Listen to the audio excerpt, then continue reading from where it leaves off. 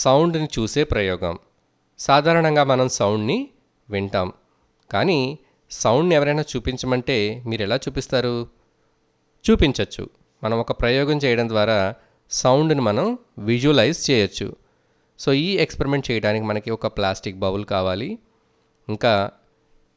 ఇంకా మనకి కొన్ని షుగర్ కోటెడ్ స్మాల్ క్యాండీస్ లాంటివి,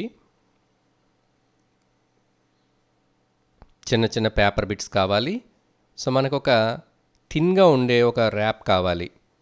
ఓకే, మనం ఫుడ్ ఐటమ్స్ మీద ర్యాప్ చేయడానికి వాడే థిన్ షీట్ని కూడా మనం యూస్ చేయొచ్చు, లేదా ఒక కట్ చేసిన బెలూన్ రబ్బర్ షీట్ని కూడా యూస్ చేయొచ్చు.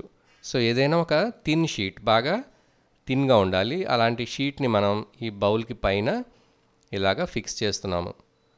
సో బౌల్ మీద అది టైట్గా ఫిక్స్ అయ్యేలా చూసుకోవాలి. సో థిన్ షీట్ తీసుకున్నాం కదా, మనకి ఎంత షీట్ కావాలో అంత తీసి కట్ చేసుకోవాలి.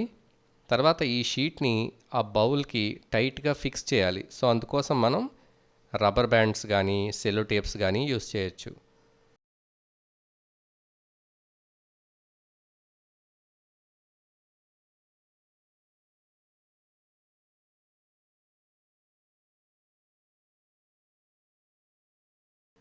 సో సెల్లో టేప్ కానీ రబ్బర్ బ్యాండ్స్ కానీ యూస్ చేసి ఈ ర్యాప్ని బౌల్ మీద టైట్గా ఉండేలా ఫిక్స్ చేయాలి. So we have to fix it tight. చూసారు కదా. సో టైట్గా ఫిక్స్ చేసిన దీని మీద మనం చిన్న చిన్న పేపర్ బిట్స్, ఇంకా చిన్న చిన్న షుగర్ కోటెడ్ స్మాల్ క్యాండీస్ మనం వేసాం. సో ఇవన్నీ కూడా జస్ట్ ఏదైనా సౌండ్ వైబ్రేషన్స్ వస్తే అవి మూవ్ అవుతాయి.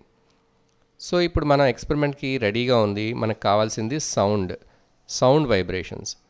So for the sound vibrations ఇక్కడ మనం ఒక బ్లూటూత్ స్పీకర్ని ఒకదాన్ని తీసుకున్నాము. సో ఈ బ్లూటూత్ స్పీకర్ని మనం సౌండ్ ఆన్ చేసి దీనికి దగ్గరగా తెచ్చినప్పుడు ఆ వైబ్రేషన్స్ వల్ల దాని మీద ఉండేటటువంటి చిన్న చిన్న బిట్స్ అనేవి కదలటాన్ని మనం గమనించవచ్చు. చూడండి, స్పీకర్లోంచి వస్తున్న సౌండ్స్కి అవన్నీ ఎట్లా కదులుతున్నాయో. రైట్. సో మీరు ఇంకా పెద్ద స్పీకర్ తీసుకుని దీనికి దగ్గరగా పెడితే అవి ఇంకా ఎక్కువ వేగంగా పైకి కిందకి కదలటాన్ని మీరు గమనించవచ్చు.